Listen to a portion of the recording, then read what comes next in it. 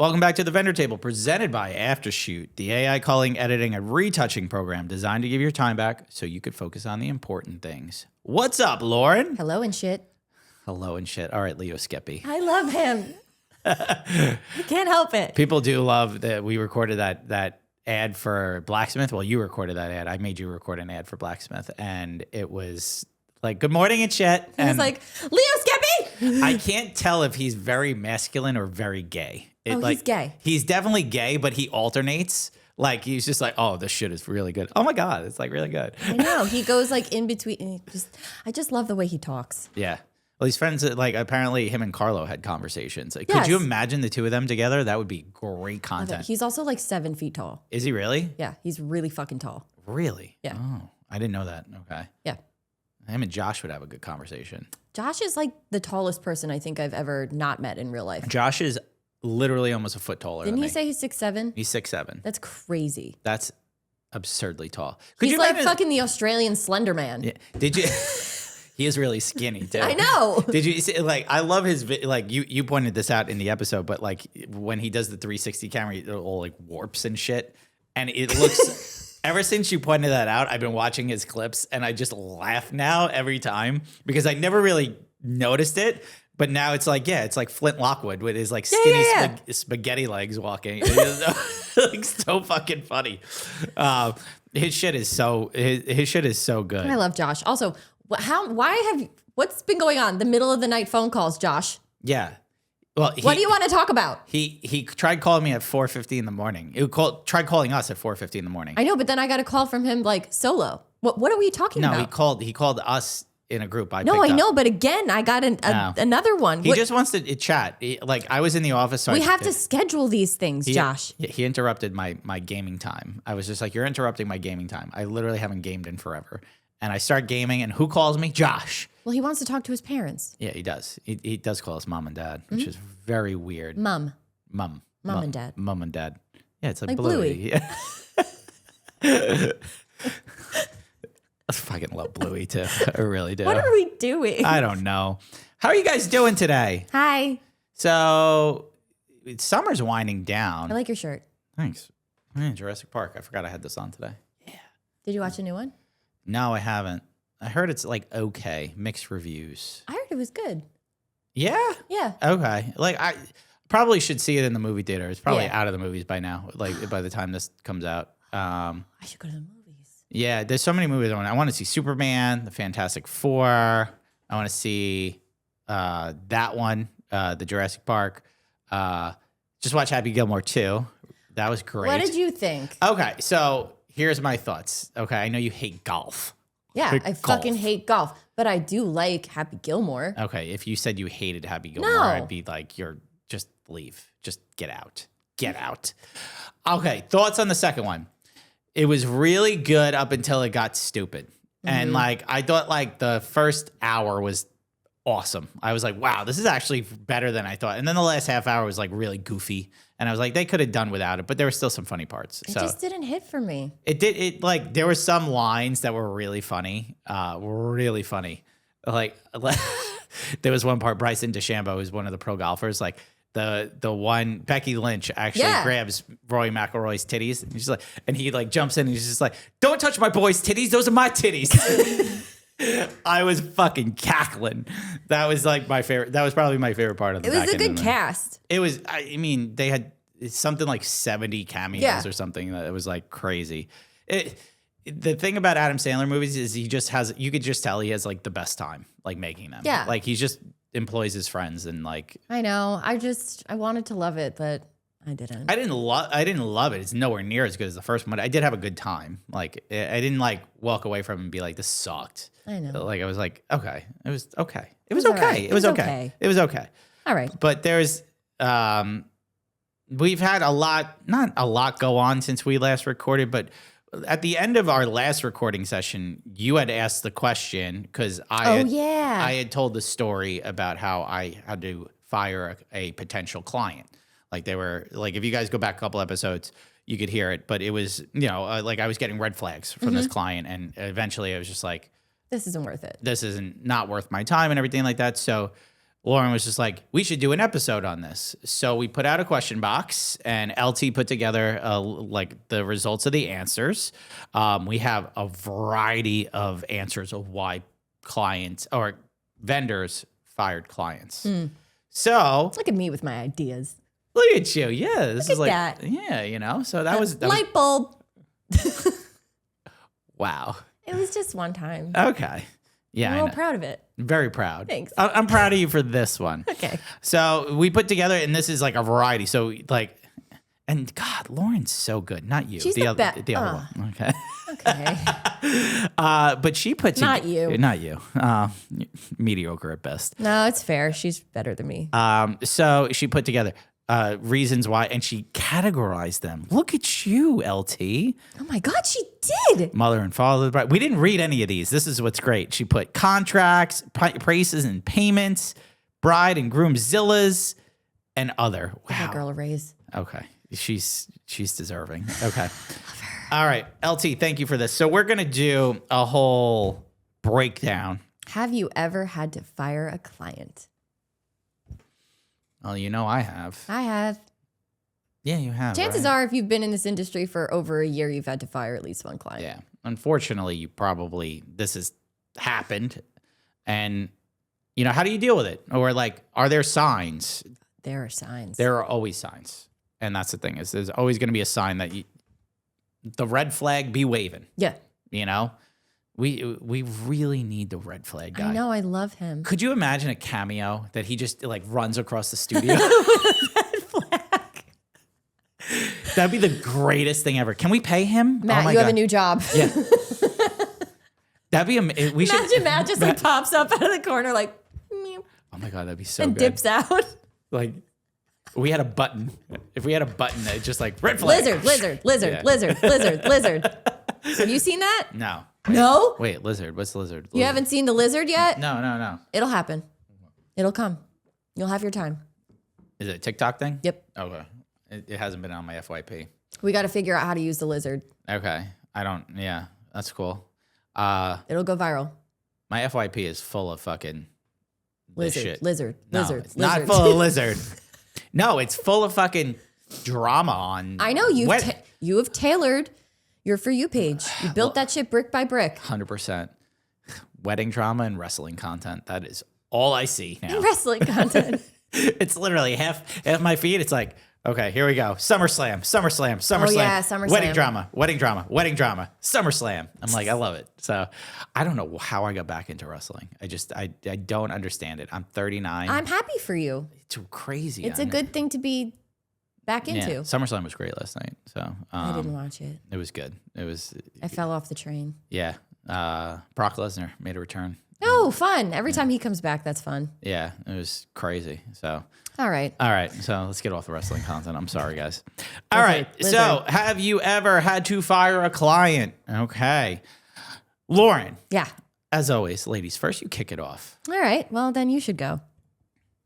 You do this every time I say that. I try to be nice. Okay. Can't help myself. Okay. Go. We are starting with mother and father of the bride. I'm going to kick these off in order. Let's go. A mother of the bride refused to let her daughter have any say because she was paying. Yeah, I cannot tell you how many times this happens. Yeah, red flag, 100%. Like anytime this happens, no. The alarm bells are ringing. Yeah.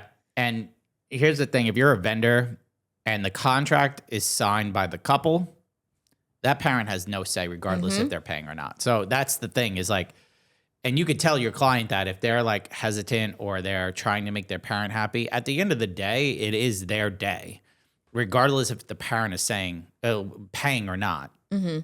It's their day.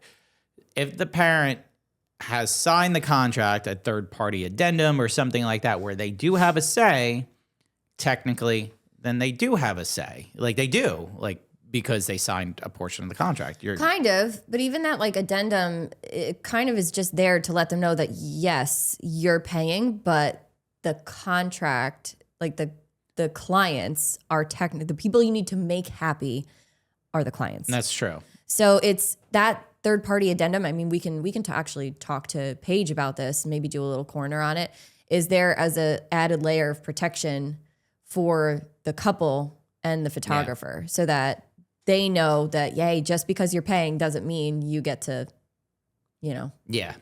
That's the thing. It's like, be a douche. If you have a pushy parent and something like that, and that's refusing to let the daughter have any say, that's like, I mean, the daughter's getting steamrolled. Yeah. It's what it sounds like. And unfortunately, when that happens and you're working for the client, the couple, it puts you in a weird position. It does. It puts you in a really weird spot. So technically, it's like, what are you going to do about it? Mm-hmm. So to me, that's an easy reason to walk away. Yeah, that's I'd 100% walk away. I do get listen, and this is just me, and it might be different for other vendors out there, but I do see red flags when a parent joins a conference call, like an initial meeting conference call. That's just me. It just shows that you're not there to make your own choices. And I get parents want to be involved in the planning process and certain things, and I think there's certain vendors that a parent should go along with. But I think as a photographer, when I see that, I'm automatically raising a little red flag. I'm definitely automatically on guard when it comes to parents wanting to be on an initial consult. I do have one for September where the mother of the bride wanted to be on the initial consult, and automatically my brain starts going. But in the end, it was like one of those things where they had met with multiple other photographers that basically wouldn't allow her to be involved. And she said that one of the major reasons that the bride ended up moving forward with us is because that it was important to her that her mom be there for the call. Yeah. And the mom was actually very sweet, and she was just wanted to be, she had questions. Yeah. And it wasn't like she was pushy or anything like that. She just thought of questions that maybe her daughter couldn't. Yeah. That's a good way to put it. Cause I definitely become on guard if a parent's joining the call and stuff like that. And if they dominate the conversation. Yeah, right. Like that was I actually had a couple, this is when I used to meet couples in person that they came to my office and they sat down and the mom was there and the mom asked 95% I don't of the like that questions. shit. Like I was just like, I was even halfway through the meeting and I was just like, do you guys have any questions on anything? And the mom interrupted again and I was just like, yeah. Okay, this isn't going to work. Yeah. And they actually wanted to move forward with me and I actually said I'm not available. So I was just like, I'm no longer available on your day. At the end of the day, if you feel like the parents are overbearing, that does raise a lot of red flags. If they're dominating the conversation, like you said before, or if they are steamrolling their kids, don't book that person. Yeah, I would stay away. That's just me. And we've been in this industry for a long time. I get it's a little harder for a vendor that maybe is just starting out and things like that. But to those vendors that are just starting out, you'll learn. Also, you'll learn. Big fan of saying no. Yeah. Big fan of saying no. Yep. That does not serve me. Yeah. You guys heard the story. I turned away a wedding that was booking my max package and all of that stuff because the vibes were way off. You got a vibe. You got a vibe with these clients. All right. Next one. Okay. I've had to literally fire 2 boomer moms in the past year because they put me in the middle of disagreements they have with their daughters and I end up being the bad guy. These parents, man, this is tough. But I'm so happy. I already know I'm going to be so happy with this whole thing because they're firing them. Yeah. These are people that are standing up for themselves, for their business and saying, this is not serving me. This is not good for me. So I know it's going to end in a less than favorable resolution. So we just cut the cord right from the beginning. Yep. It's not working. So let's not do it. I think that's the way to go is as soon as you see the vibes are off, you could let them go. Yeah. And it's okay to fire a client. We're going to say that a lot this episode. It's okay. It really is. It's okay. It's not a bad thing. Listen, if you're firing them for the wrong reasons, though, that's then okay. You're just no, fuck these people. They ask they ask questions. Heaven forbid. Heaven forbid. But if you saw the questions that got asked of me, you would be like, yeah, I'm firing this couple. Just change your entire contract for us. Thank you. Yeah. It depends on the question that's being asked, right? At the end of the day, it's okay to have questions. If you are a couple, it is okay to ask questions to your vendors. 100% okay. But it's when you're nitpicking every little thing, that's when it starts raising red flags. Okay, you get the next one.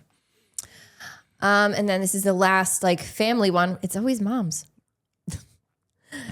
I had to leave the wedding early because the mother of the bride was harassing me. So yeah. Yeah. You can fuck off. You can leave. So contracts, especially Legal Paige contracts, have a harassment clause written in there. If you are being threatened or harassed throughout the day and you're uncomfortable and you bring it to the attention of the couple and they choose to do nothing about it, you are in your right to leave. So make sure you have a good contract. Make sure you have... The Legal Paige has great contracts. For your legal needs. Use code TVD10. Use code TVD10 for 10% off. This whole episode is just going to be a Paige promo. Oh, it's such a Paige promo. But it's the truth, though. Like, you really need a good contract that has a harassment clause in there, because if you are threatened by anybody at the wedding and you bring it to the attention of the couple and you give them a chance to, rectify the situation. Exactly. What do you do? Okay? You can leave.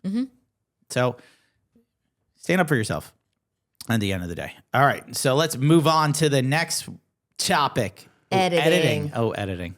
This is from Andrew. But like, we're not reading names. We're going to read Andrew's name because I love Andrew. Okay. And it's not really that. It's from 2014. So he was like, they wanted me to shoot everything vertically in 2014. And I said, no. Pre-Instagram days of the, the vertical grid and all that stuff. Have you ever gotten a request like that? Shoot every photo vertically. I don't know if I have. Matt, have you gotten like vertical video content? Like they want you to shoot everything vertically? No? Okay. So I feel like that'd be more of a video question, than photo question, because like video now you could shoot. Yeah, but this was in 2014. I know, but that's the crazy thing is imagine shooting everything vertically in 2014. Like I can't do that even today. I mean, we've talked about this before. Where like, I don't know if you favor one over the other, but I tend to shoot more vertically. But if somebody told me that I had to only shoot vertically, I'd be like, with me. What do you mean? Yeah, it fuck with me completely. I think nowadays a lot of photographers shoot vertically mainly because of the fact of Instagram. Yeah. No, I don't even think that's it. I think they just do it to do it. No, I think it's mainly because of Instagram. No, we'll agree to disagree, but I don't think so. I mean, you got to think where people are seeing their photos more on their phone. Okay, a vertical photo is more visual than a horizontal photo. I think it's just a personal preference. I don't. I honestly think people... I don't think anyone like intentionally shoots with the thinking in their head, like, I have to take this for Instagram. I do. That's crazy, Michael. I do all the time. Like if I shoot a photo, right? I shoot for a variety of different factors. I'll shoot for like, hey, if I think this is going to be a good thank you card, okay, shot. Well, yeah. Like I leave a good space. I shoot for I shoot a lot vertical after shooting horizontal because I'm like, hey, this might not look good on the grid horizontal. Let me see. Maybe it's just an internal thing that I do, but I don't say it out loud, but I do it. Absolutely, I think that way. I just did it on a photo shoot. Okay, well, that's you. Yeah. And that's weird. Okay, let's do a poll. Okay. All right, photographers out there, do you mainly shoot vertical? Do you feel like you're favoring vertical shooting because of social media? Or are you just doing it because you're just doing it? But some people don't even prefer to shoot vertical. Some people don't. No, I personally, but what performs better on Instagram? Let's think about that one. Well, yeah, nobody posts horizontal images on Instagram. I know that, but in order to advertise your business and push your business, usually you want to show. I just don't think that they're intentionally shooting that way. I think a lot of. I think more than you think. Whatever. I think you're wrong, but okay. Let's poll the maybe audience. I will be. I'm I could be. Maybe it's just me, but I personally take note of this stuff for when I'm shooting because I'm like, okay, I'm going to show this on if this is a really good shot, and I know I'm shooting it vertically, and I'm like, hey, this might look good horizontally. Yes, I'm always thinking compositionally artistic and stuff like that, but I'm also thinking in my head, hey, this would probably look good on the grid in this way. And, that's it's, Oh, hey, that's why we do it sometimes. Some of us do. Okay. So we're super excited to announce a partnership with Aftershoot. Aftershoot AI is designed to speed up and simplify every step of the process from importing, culling, editing, and exporting. Aftershoot truly changed the game for us as wedding photographers. I love Aftershoot. Oh, isn't it so great? Yeah, culling is super easy. Editing is super easy. You train your own profile based on the way that you edit. It's so good. You know what my favorite part is? What is it? Unlimited edits. Isn't that great? Like, it's just you pay one price per month or per year. You're locked in. Amazing. Edit as much as you want on the go. Like, you could be on an airplane and it works. Okay, I changed my mind. That's the best part. Like, love that. Like you be on the go. You don't need internet to work the program. It is so simple, so easy to use, and it's incredible. And I think you guys should try it out. You can cull thousands of photos in minutes with AI that helps identify the best selections. Build an editing profile based on the way that you edit, or you can even select one from top industry pros. Export right into Lightroom, Capture One, or Bridge for fast and accurate results. So with an Aftershoot subscription, you get an all-in-one AI assistant that can cull, edit, crop, straighten, export, and now you could also retouch using it as well. No paying an extra. It's all included. You can try it for free for 30 days using the link in the show notes and use code TVT15 for 15% off a subscription purchase. Wedding vendors. Do you need a contract? The Legal Paige is a legal education platform for small businesses and a contract template shop. They help you get legally legit in minutes. So we're super excited to partner with them. Lauren, I know you've been using them for a long time, and I started using them last year. Damn. Listen, on top of being one of my favorite people in the universe, Paige has created such an amazing resource for wedding vendors. They are the resource for wedding pros looking for full-length contracts, short forms, a la carte clauses. So whether you're a photographer, videographer, planner, florist, DJ, you name it, the Legal Paige is a contract that will make your business legally legit. All contracts have been reviewed and critiqued by industry-leading professionals and come with free future updates made by the Legal Paige's legal team. So Paige also is a retired wedding and family photographer, but she is an attorney, so she has a very unique perspective and expertise when it comes to photography contracts. She offers free education through their blog posts, podcast episodes, and YouTube channel. You know what's super cool about this, Lauren? What? We got a code. I love codes. Right? So you could use code TVT10, and you know what that gets you? 10% off. Anything in the shop. So you want to get your business legally legit? Check out the Legal Paige. You get the next one. Fired a client after engagement session. She wanted hardcore body editing that just looked unrealistic, like stretching her body to be long, even though it made the groom look disfigured. What? That's crazy. What? That's crazy. Yeah. Body dysmorphia is wild. Yeah, that sucks. Okay. There are a lot of people who have asked for like body reshaping and things like that. And I personally, I don't do it. Yeah. I have an ethical issue with it. If it's something that is impermanent, for example, a blemish, Yeah. or a bruise or something like that, I will do it. 100%. But if it's literally the way that your body is shaped, I have an ethical and moral problem with doing that. I don't like doing it either. And I've only done it a few times at request. And it's usually, it was like fixing little things like, hey, I don't like the way my arm looks in this photo. Can you make it look a little smaller? I get that. Okay. Like at the same point, but I don't want to go in and reshape your body to look like it's something completely different. Getting these requests, these jokes all the time from, it's always the mother of the bride. Always. Can you make me skinnier? No. Yeah. No. Oh my God. Can you Photoshop me to look like 10 years younger? I can pose you and position you in ways that are more flattering to your form. Yeah. But I'm not going to change the way your body is shaped. And I know that there's a lot of photographers that will do this, and that's fine. That's their practice. And I'm not saying one way is wrong or right. But if it is something that you don't do, yeah, especially when it's disfiguring the other person in the photo, that is a red flag. That's 100% a red flag.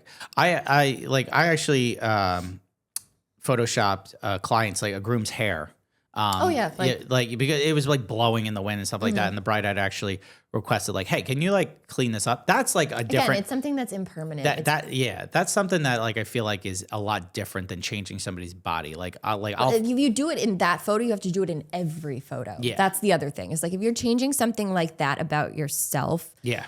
you have to do it in every photo so it's convincing. But it sounds like it's very unconvincing. Yeah, that's the thing. So, is like, all right. Go to therapy. Okay. Wow. All right. Go to therapy. You should go to therapy though. Therapy's great for you. This episode is not sponsored by BetterHelp, but you should actually go to therapy. Honestly, go to therapy. Go to therapy. All right, next one. Okay. So we're still talking editing here. So yes, sorry. Yes, they wanted me to change my editing style, kept begging me. So I said no. Ooh. Sepia bride. She's popping out again. There she is again. Oh my God. It's a year later and she's still around. This is the whole Sepia bride saga all over again. But photographers will not change their editing style. And if they do, they're green. Like just for you, they're not changing their editing style just for you. Like a good photographer is not going to go out and change their editing style for a client. Book a photographer that shoots and edits the way you like. Mm-hmm. Because part of what you're booking is not only their shooting style, but their editing style. It's all in a package. Everything's packed together, right? You're not booking a light and airy photographer and telling them to edit dark and moody. It's just not happening. You're not going to get that. So if you are a client that's looking for a photographer and you love their style or you like love what you see on their Instagram, know that's what you're going to get back. Right. Seems common sense. Yeah. But apparently not. Well, a lot get buyer's remorse, as we've seen with Sepia Bride. Well, that's not my fault. It's not my fucking fault. I know it's not. It's not our fault. No one's saying it's your fault. I'm just saying. Okay. Well, listen, but at the same point, like you could ask your photographer to like, hey, like, can you can you do certain things to an image? Okay. But they're not going to change their overall editing style completely. Like, okay, if they have a look that is relevant to their portfolio, then that's the look you're going to get. But they're not going to go out and change their entire thing. Okay. Yeah. Like there might be certain, okay, like here's where I'm making the example. Okay. Colors more than anything else. Oh, right. Yeah. Okay. So if a photographer's preset, let's say, distorts the color of, say, the bridesmaid's dress or the flowers or something like that, I would say that's fair in asking the photographer, hey, like the colors don't seem representative of what my day was.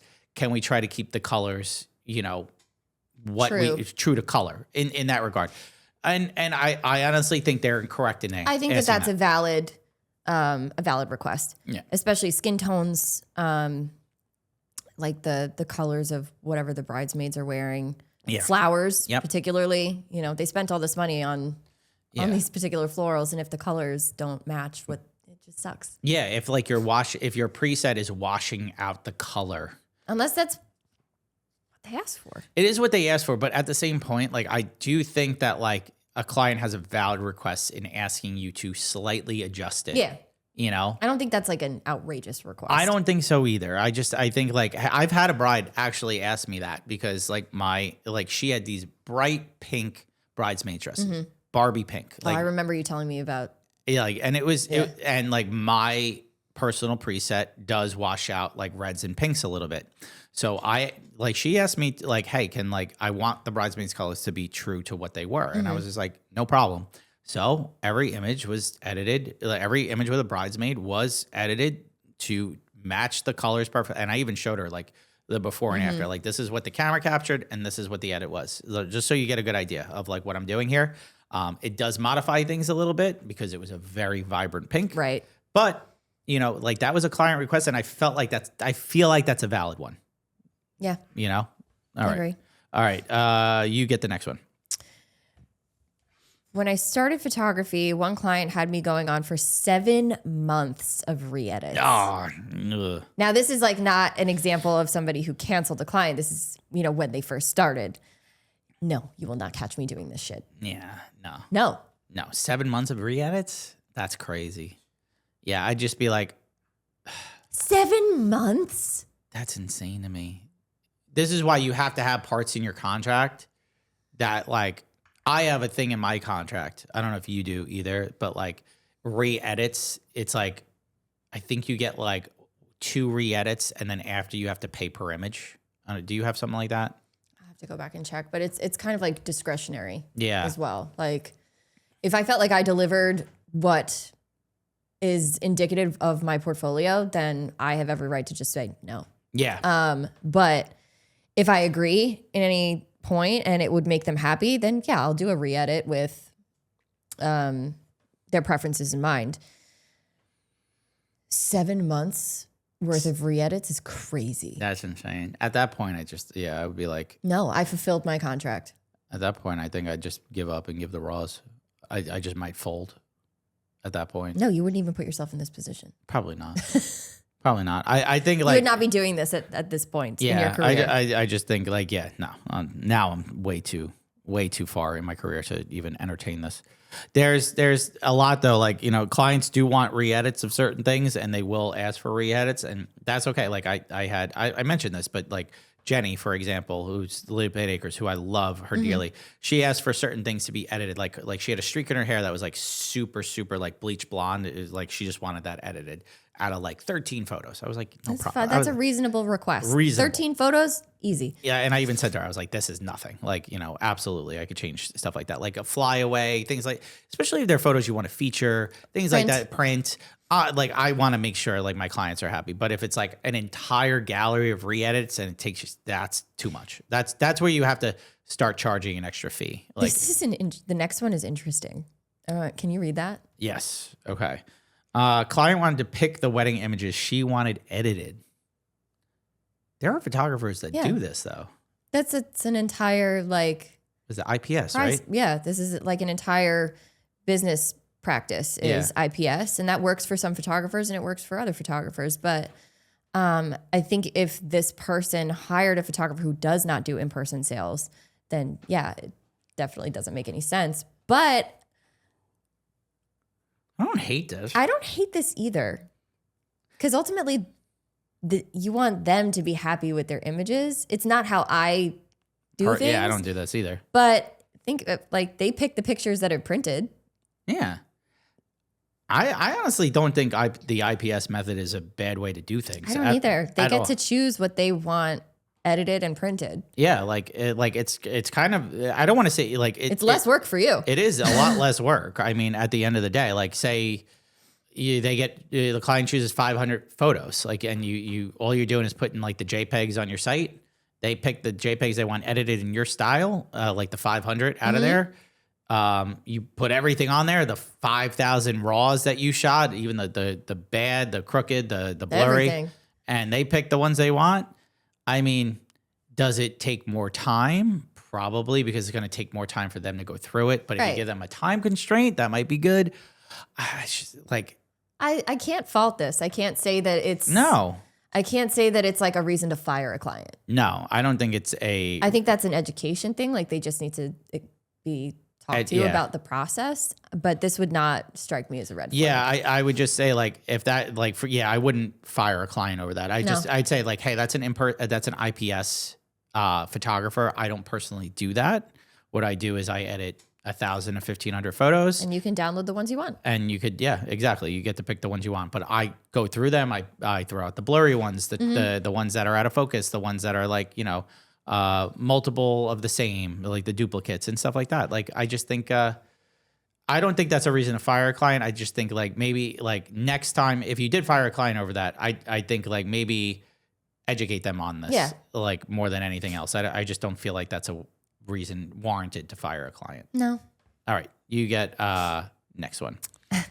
Groom wanted the entire gallery in TIFF, JPEG, and RAW format. Yikes. Why? Was Groom a photographer? Like, why would you want a TIFF? Yeah, why would you want a TIFF file? They're gigantic. They're like even bigger than RAW files. Why do you need a TIFF file? It's crazy. Yeah. Like, what are you doing with them? What are you doing with those? Just do the normal thing. Explain. No, I don't do that. You can purchase the RAWs for a fee if you want. Yeah. I don't care. I'll give you the raws if you pay for them. Yeah.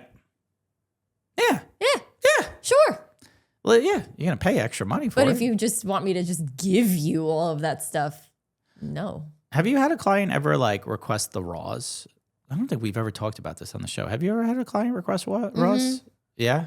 I've had corporate clients because I'd like, but that's corporate. Like corporate's a lot different. I'm like, you want the raws? Sure, I'll give you the raws. And like, actually, corporate clients I turn over copyright to, so like that's a different story. But with wedding clients, I don't think I ever have. Like, No, it's very rare that a client even knows what a fucking raw file is. Yeah, they don't. It's always somebody who's like, I think friend is a lawyer. Yeah, I think clients also think that like raws are just unedited photos. They're not. They're actually like an uncompressed file that most people really can't open without like the right software. Yeah. So, I mean, you can open it with like a preview app and you can do that. You can't like save it on your phone. Yeah, it looks like shit. Like why do you want that? You don't want a raw. What are you going to do with that? You could, I don't know, like why you would ask for it. Can I have the unedited JPEGs? Why? Like, I don't know why you would want that if you're booking a photographer. Like, why? I would say that's a red flag though. Like if somebody asked you like, hey, I want the TIFF, JPEG, and RAW, I'd be like, nah, I'm good, bro. No, I'm good. I don't even save photos as TIFFs. Yeah, I don't either. Unless I do like layers of Photoshop work in there. And no. How long you keep your RAWs for? Ever, right? Ever. I have every RAW I think I've ever. Every RAW I ever captured. I have like a whole drawer full of hard drives. Yeah, 100%. Like it's crazy. Yeah. I was thinking about this. Somebody asked this question, and I was just like, "How often do you purge your RAW files?" Never. Never. I have every RAW I've ever photographed. It's crazy. I could go back 15 years and find CR2 files. I like literally just when I was in college, I had one of those fucking hard drives that had a fan in it. Yeah, I still have those. That's how old these things are. Yeah, it's crazy to me. Dude, like I plugged in an old hard drive just for shits and gigs. Oh God. Forever it took to load. Forever. I'm like, oh my God, how did we even operate like this back in the day? It was like everything was so slow. You don't need to save your RAW files. Yes, you do. I just think I always save them. Why not? Like, listen, hard drives aren't that bad in terms of price. No, they're pretty good now. Like, you know, like a good solid state is gonna last you forever. Like, you can always plug it back in and it's gonna work because there's no moving parts. The old hard drives suck. Oh God, they were so bad. It's so bad. And like, you know, even certain ones are getting sued because of that. So because they would fail and stuff like that. Names. Yeah, not naming names. But I would say like the most photographers are keeping their RAWs forever. Where are you? Let's do a poll. Let's do another poll. How many polls are we going to do on this episode? Poll everything. But how long you keep your RAWs for? Forever? You know, like a year? Do you purge them after like you deliver a gallery? Like how long you keep your RAWs for? I feel like a lot of people would keep them for a year. I would. And then purge them. But I don't understand purging them. Just get new hard drives, you guys. Is it storage? Are you worried about storage? Yeah. Is there a reason you get rid of them? I mean, you probably keep camera boxes. Do you want to just like keep using the same hard drives and like I mean, if you're keeping your camera boxes for longer than you're keeping RAW photos, I think you got a problem. That's just me. I don't like it. I don't like it. I don't like it. Okay. All right, so we're on to the next category, pricing and payments. Whoa. Okay. You kick it off. They were delayed paying their deposit. First of all, it's retainer. Retainer, always retainer. This is huge. Like when you get like a deadline. Yep. Like I set mine to be active for a week. I think it's a week for me. And then it expires. And if they drag their feet putting the retainer down, it's a big red flag. It's a red flag because then either they're still searching for other vendors or they're going to delay payments in the future. Yeah. Or not pay them at all. I think it's usually the former of that. Yeah. Like where they're still. I think they're still hunting. Yeah. And I think they wanted to see a contract, what was in there and everything like that. Compare notes. And when that happens, it does raise red flags. So you give them a time limit. Like you do a week, I do 2 weeks. They have 2 weeks to pay, and like the contract will expire. Like I do through Honeybook, you do through Honeybook. you can actually set expiration dates on that proposal, on that contract, and everything like that. So if they don't sign and they don't pay it within that time limit. I also have like automatic payment reminders too. Yeah, so same. like if it goes over, then it's like they get an alert that's like your payment is past due. Once I get that alert that says a payment is past due, I'm just kind of like, all right, well, Yep. that's fine. Yeah. Because if you don't hear back from them like within that time period, then it's like, are you actually interested or not? Yeah. I know that there are certain situations where things come up. They're busy wedding planning. Yeah. Maybe something life-wise got in the way. But if they're not, if you after a follow-up saying, hey, just checking in, like they still haven't put the retainer down, then ooh, Yeah, that's rough. I don't like it. That's rough. Like I just anything with money, especially Very like sensitive. like you got to remember this is a business. You're running a business. If somebody's not paying you on time, you could fire. Like you could fire them, and like that's you're in your means. Most contracts, Legal Paige contract, use code TBT10. Here we go again. Will have that in their contracts. Like and you could actually enact certain clauses in that contract, like, hey, if you're 30, late fee. You're 30 days past due, you have a late fee attached to that, and you're in your right to bill that. I know most vendors will probably not do that, but at the same point, like I've had clients like that. This was during COVID, right? It was rough times, everything like that. And I said to them, I was like, listen, if you can't make payment right now, that is okay. I understand that, but you need to let me know. Right. And I could extend you an extra month, but you need to tell me. Right. And kind of that. And I would put that in every automatic reminder. Like, please note, because of these unforeseen times, that if you can't make payment right now, please just let me know. I could extend you an additional 30 days. Mm-hmm. I feel like that's fair. Like, right. And like you try to be a human about it, but if they're not paying their retainer, yeah, that's bad. Yeah, then I think they're either one, they're shopping other photographers, or two, they're just lazy. They're lazy and maybe they don't have it. Or maybe they don't have it. All right. I mean, this is same thing. Yeah. Kept saying she was gonna pay her deposit and then wouldn't. Asked 3 times and then told her goodbye. Again, guys, retainer. Yeah, please. Retainer. You may be saying deposit in these messages or whatever, but please use retainer. Just get used to saying it. Say retainer. Don't say deposit. It has different. It's not even in my lingo anymore. Yeah, different legal implications for retainer versus deposit. Yeah. Non-refundable retainer. A deposit is refundable. Yeah, that's you want to make sure you're saying retainer in all communication.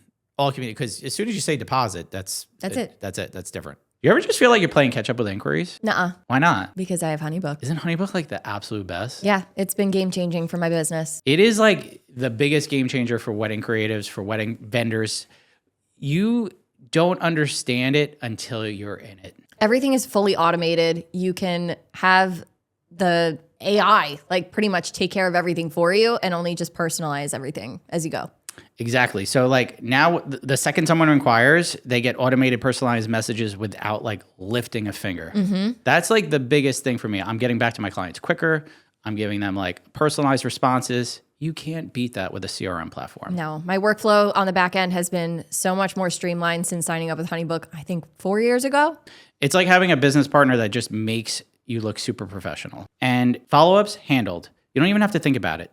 HoneyBook keeps everything running behind the scenes. Which means more book clients without the stress. Honestly, if you're still manually chasing leads, it's time to switch to HoneyBook. Do it. Get your time back. Grow your business. Start your free trial today with the link in our description. Super excited to announce a partnership with Blacksmith Print Co. Look at this thick bitch. Oh, God. Yo, she's spicy. I love her.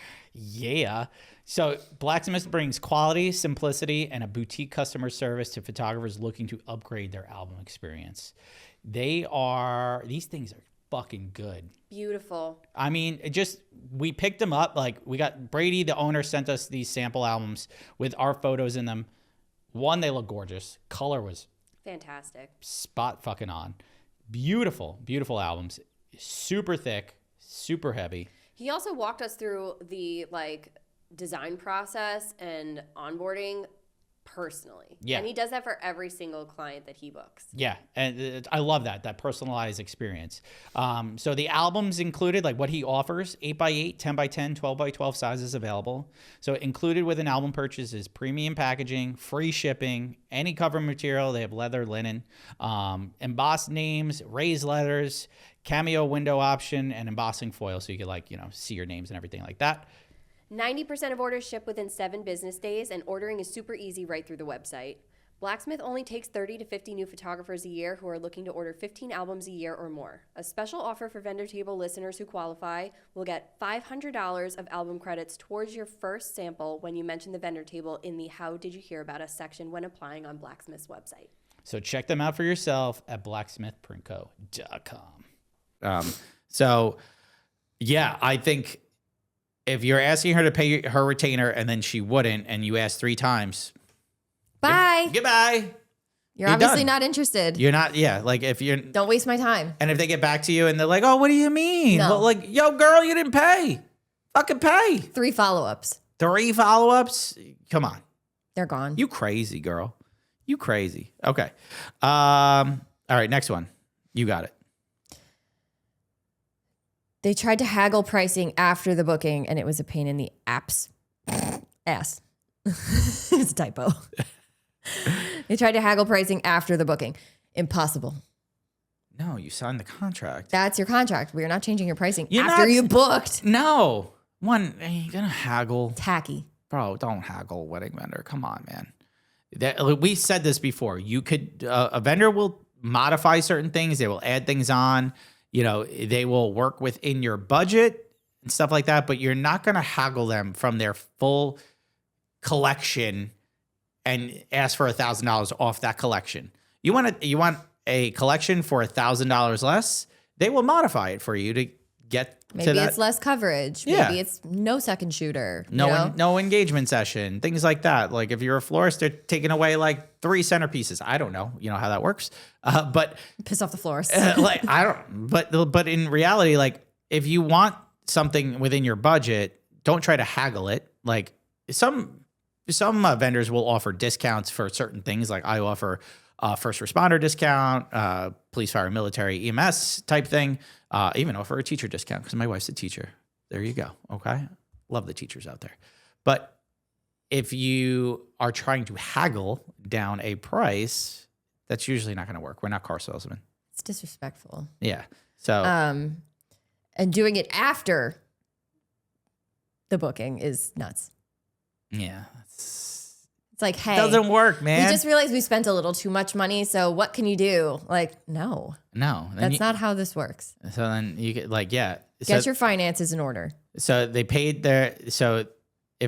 their retainer, like, and they wanted to, like, did you give them back the retainer? Like, at that point, that's a red flag. I would probably just let them go. Mm-hmm. Like if they wanted to haggle after the fact, I'd be like, no, bro. I would tell them no. And if they had if they gave me pushback about it, then I'd be like, all right, we're not a good fit anymore. Yeah. If I would probably say if they shot their shot, Yeah. I'd be like, all right, guys, sorry, that's just not how this works. Yeah. But if they were really pushing for it, I'd be like, all right, sorry, we're not doing this. yeah. I would give them one opportunity and be like, did you want a smaller collection? Right. Like, because I could change that.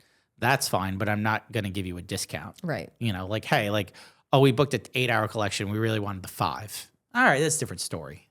That's a different story. Like, oh, we just realized we really don't want the 8 hours. We want the 5. Okay, that's fine. Like I would change that for you. But if you're like, hey, yeah, I want the 8 hours, but I want it for $1,000 less. No, you're fucking crazy. You crazy. Okay. All right. Let's do this one. Okay. Did you fire a client? These are all the same. These are, yes. They were so desperate that I made them pay my new higher rate to book. Oh, okay. So they were desperate to book you. I'm confused. What does that mean? So I get this. Okay. So they wanted to book. Okay. So they were. I think the question was, have you ever had to fire a client? And Yes. it says yes, but they were so desperate that I made them pay my new higher rate to book. So you upcharged them? I don't like that. I don't know if I like that either. So you didn't want to book them. So you upcharge them. I don't really agree with that. I think morally that's wrong. Yeah, like, okay, were they like? I'm guessing they were a red flag. Like, let's give you the benefit of the doubt here. I'm guessing they were a red flag client. Maybe they were saying things. Okay, blah blah blah blah. That you were like, well, fuck it. Either I'm gonna fire you. How much more is this gonna make it worth it? Yeah, like. Was that like a hazard pay? Like, you know, I don't think that's the moral way to do things. But I also think that that's a really easy way to get to shoot yourself in the foot, because like if they compared pricing with somebody else who booked you that same year, they would be wondering why on earth they got charged more. I don't like it. Yeah, you might show up in a bride group or something. And, and like that's not I don't know, man. I think you're taking a risk in doing that. So I would so much rather just like you kind of preyed on their desperation a bit there, because they were so desperate to book you that you were like, you know what? Fuck it, you can pay my fee. I just think it would have been easier for you to just say, I'm not the right fit for you. Mm-hmm. I think so too. I don't think that's like morally. I think you're taking advantage. Ethically, it's a little icky. Yeah. So listen, we normally, we'll side with the vendors in certain, like in a lot of things. I didn't like that one. I don't agree. I don't agree. All right. So we got about 15 minutes left. So we could fit in a few more. We could go into contracts. These three in the contracts are all very similar. Yeah. So I think we could just loop that into one. I think so. And then we're going to have to do a part 2 of this episode and keep going through this, because these are actually really good. All right. This is just all changing the clients trying to change the contracts. Yeah. So yes, they wanted to change my entire contract. Well, we talked all about it. The moment a client wants to change your contract, that is a big, big, big red flag. That's a hard pass. Yeah. So yeah. I have no problem if anybody asks questions or asks for clarity about my contract, to elaborate on some language they might not understand. Mm-hmm. But if they're asking me to change verbiage in my contract, make amendments, do this, that, and no. Yeah, I'm the same way. I mean, most vendors are not going to change their contract outside of like a privacy clause. Right. Like don't ask them to change their liability. Don't ask them to change their coverage options, like their payment dates, things like that. Those are all things that are built in. So if you're a client or a couple that's like going to these vendors and you have like a lawyer family member or something, look at the contracts and everything like that. Maybe and you could ask the vendor or your lawyer friend, hey, can you help me clarify this stuff? Most vendors will clarify parts of their contract. Right. I have no problem clarifying parts of my contract. I do it all the time. But at the same point, most vendors, I'd say 99.9% of vendors will not change their contract unless it has something to do with the privacy clause or something like that. So know that, couples. I just think going in, you really need to understand that. If you're not comfortable with the contract, you can absolutely decline to sign it. You can say, all right, I don't agree with this, and I'm going to search for another vendor whose contract I like better. Yep. There's no problem with there. There's absolutely no problem. That's fine.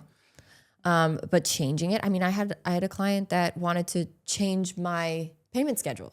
Yeah. They were like, no, actually, I would much rather pay after the event when we get the photos. And I'm like, what the fuck are you talking about? That's not how it works. Why? Because then you can just get out of your final payment entirely. Mm-hmm.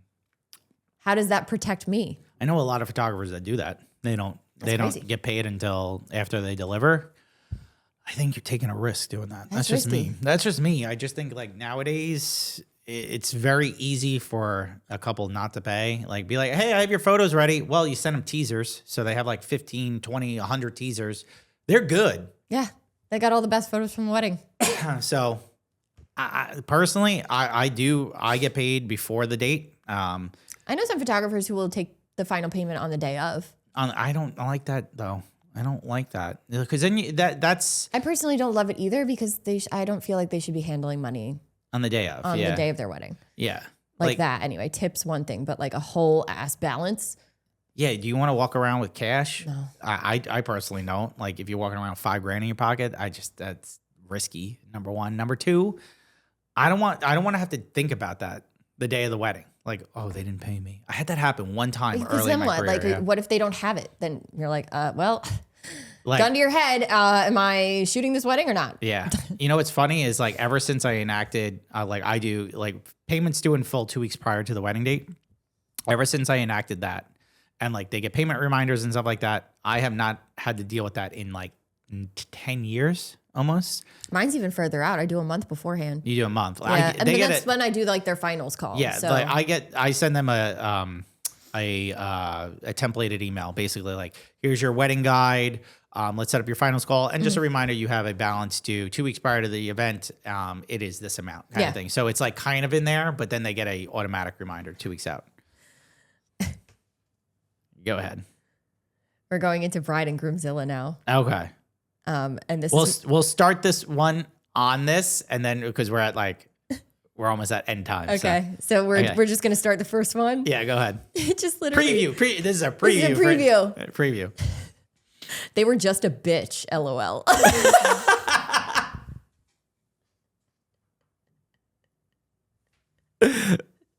Valid reason. Valid. Do you have a bitch clause in your contract? Could you imagine? Paige, you want to put that in? Nice. I support it. Listen, you are. Don't reward awful people with your service. If you don't vibe with a client, You can say they don't want to do that. I don't want to work with you. I don't want to work with you. Listen, if they're in contract with you and stuff like that, and you fire them, and you're fine, like if you're firing them, but you're justified in firing them for any like missed payments, things like that, that's a reason. But if you're in contract with them and you're firing them just because they're a bitch, I don't think you're gonna get money. Like you're gonna have to give money back. As long as you have like proof of harassment Yeah. or like name calling or anything like that, that is a valid reason for me to terminate my contract with you. 100%. That is considered by harassment, and I have a harassment clause. It doesn't have to just be on the event date. If you were nasty, I'd be like, yo, fuck you. I don't want to deal with you Like, anymore. I don't want to deal with that shit. Like, especially leading up to the day when you're like, if a client signed a retainer with me, okay, like let's just say this is a month after they sign with me, and they turn into an asshole. They pull a switcheroo. Yeah, like they like 100%. They turn into an asshole. I'll be like, here's your money back. Take your money back. I'm not fucking dealing with you. 100% not dealing with you. But like, yeah, like it would be hard if like you're 6 months, 10 months in, you took like 2 payments or something like that, and they were just being dicks, and you'd be like, I might suck it up. I'm not gonna lie. People get wild when they're under stress and pressure. So I generally, I don't know, I have very laid back couples. Like I do too. I've not had anybody who's been like a bitch to me. I have, but not like in a really long time. So Yeah, like, but not- I do not in a long time understand either. stress, and I understand how it like presents itself. So I'm very, I don't want to say lenient with what I can accept, but there are sometimes like if somebody called me names, if somebody called me bitch, I'd be like, all right, you know what, we're done. Yeah. We're done here. like get the fuck out of here. But if they are like acting bitchy, different story. different story. Yeah. Like I think though, if they were just a bitch, fire their ass. Yeah. I don't care. Like you don't want to deal with that shit. Fucking leave. Like Protect your peace. 100%. Like if especially when you guys get in, like, and I know we have a lot of newer vendors that listen to us, newer photographers, newer vendors and stuff like that listen to us. And maybe you're like only in the industry a couple of years. I guarantee you, when you get into this industry and you're in it for 5, 10, 15 years, you're fucking done. You don't want to deal with people that like you don't vibe with. You will not take just simply anything that comes your way. No. You can say no. That's the best part about being your own boss. That's the best part. And like, listen, and especially you guys, you're doing this long enough, you're going to get in demand, so much in demand that you're like, yo, I don't need this shit. I get 50 inquiries a month. I get 100 inquiries a month. Like, I could turn this motherfucker down. I don't want to shoot here. I don't want to do this. I don't want to do that. You get to that point, like, listen, you're going to, and you have a client that sits down on a call with you and you're like, yo, I don't vibe with you. You're a fucking bitch. Peace. Don't say that though. Just be like, respectfully, I do not think that we're a good fit for each other. Yeah. Have a great day. Yeah. P.S. Fuck you. Yeah. Listen, I've said this on the show, but I've been in meetings. I could tell we don't vibe. And by the end of the meeting, I'm just like, hey, I don't think we're the right mesh. They started asking questions. I've only had to do that 2 times. And it was like a long time ago. But like I've gotten off calls. I know we're not a good fit. And then they want to book me. And I'm like, guys, I just don't think we're. I don't think that call went the way you think it did. Yeah, I've done that. I've done that. I want to say 10 times in my career where I got off the call with clients, off the video chat. I just didn't feel the vibes. I didn't feel like we connected. And hey, like I'm at that point. Like I said, I'm at that point in my career where I just don't want to deal with fucking bullshit anymore. I'm done, man. We haven't cursed a lot. I don't feel like we've cursed a lot. I think that's not true. Wouldn't you like it would be really funny if we ever did a tally of like how many fucks, bitches. And just ding, Yeah. ding, ding, ding. We should do like a giveaway. Like how many fucks were said in this episode? Oh God. Win a pair of Ray-Ban Metas. Every time we like talk, we have like this little side conversation where it's like, I think you cursed way more than I did. And like, no, we curse way too much. No, we both do. I feel like I probably am winning the. I think right now you're definitely in the lead. 100%. I've definitely said the C word way more times than you. I never said the C word on the show. Because you can't. No. I say see you next Tuesday, but I think I'm winning the fucks. You definitely say fuck more than I do. It just intertwines. Someone said like we don't curse well. I was like, motherfucker, do you not like this is New York? It's part of everyday life. Who said we don't curse well? There's Someone like an on art YouTube. to swearing. Yeah. Mike uses fuck as a filler word. That's 100%. what it's like here. Yeah. Come to New York, Long Island, bitch. You want a fucking bacon, egg, and cheese? Come here, okay? We use it as a filler word. Don't listen to us. No. I don't like you. We're literally making a 1-star review t-shirt. We'll make yours too. Yeah. And we'll make money off of you. I can't wait to sell that fucking shirt. Oh my God. All right. Oh my. Let's wrap it up. And Angela, by the way, she's like, I'm first in line for that shirt. So Well, she's making them. yeah, I know. So. Angela's our printer at Sew and Press Customs, by the way. If you guys need anything printed or custom or stuff like that. The people don't want to hear that. They want the shirts. Yes. They want the merch. We have to stop talking about it and do it. Yeah, we're almost done. We have all the design finalized. The store is finalized. Now we just have to take photos of the shit. So there we go. Okay. Mm-hmm.